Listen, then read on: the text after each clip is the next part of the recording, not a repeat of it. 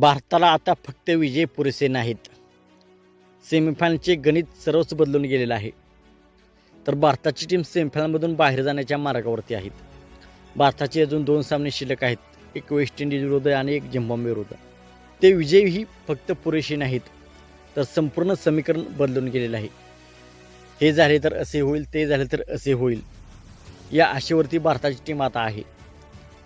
तर संपूर्ण पॉईंट टेबलचे समीकरण, संपूर्ण भारताच्या सेमीफायनलचे समीकरण आपण या व्हिडिओमध्ये जाणून घेणार आहोत.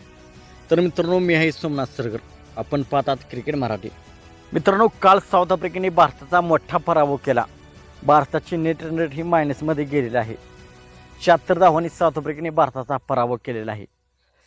साऊथ आफ्रिका टीमने प्रथम बॅटिंग करताना 187 रन्स बनवल्या होत्या आणि भारताची टीम फक्त 111 धावा बनवू शकली आणि भारतीय टीमवर सेमीफायनलमधून बाहेर जाण्याचे संकट आता आलेले आहे.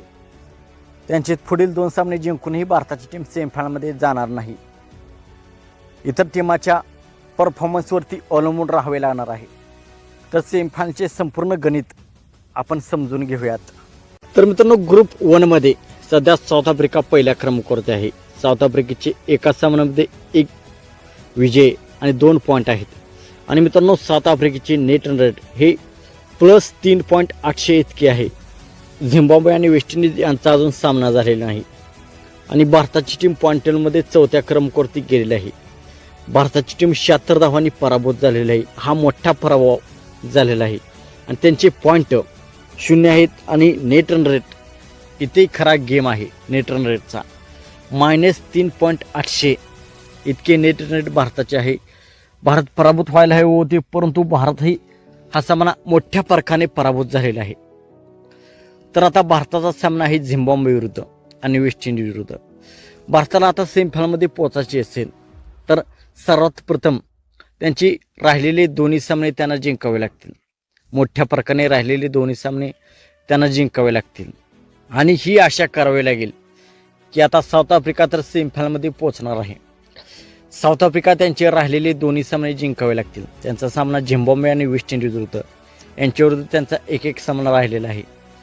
ते दोन्ही सामने साऊथ आफ्रिका जिंकावे आणि झिम्बाब्वे आणि वेस्ट इंडिज यांचा पराभव व्हावा. सर्वात प्रथम भारताला त्यांचे दोन्ही सामने जिंकावे आणि ही आशा करायची आहे की साऊथ आफ्रिका, झिम्बाब्वे आणि वेस्ट इंडिज यांना पराभूत करावे. ही आशा त्यांना करायची आहे. जर वेस्ट इंडिजने साऊथ आफ्रिकेचा पराभव केला आणि झिम्बाब्वेचा पराभव केला तर इथे गेम होतो नेट रन रेटवर. वेस्ट इंडिजने साऊथ आफ्रिका आणि झिम्बाब्वेचा पराभव केला आणि साऊथ आफ्रिकेने झिम्बाब्वेचा पराभव केला तर त्यांचे 4 गुण होतील, वेस्ट इंडिजचेही 4 गुण होतील. आणि भारताने जर दोन्ही सामने जिंकले तर भारताचे देखील 4 गुण होतील. इथे विषय आहे आता नेट रन रेटचा, कारण भारताचे नेट रन रेट हे खूप कमी झालेलं आहे. त्यांची नेट रन रेट -3.800 इतके झालेलं आहे. तर हाच फरक आहे. तर पहिला प्रश्न म्हणजे भारताला दोन्ही सामने जिंकावे लागतील. दुसरे समीकरण म्हणजे साऊथ आफ्रिका, झिम्बाब्वे आणि वेस्ट इंडिज यांना पराभूत करावे. ही आशा आता भारताला करायची आहे.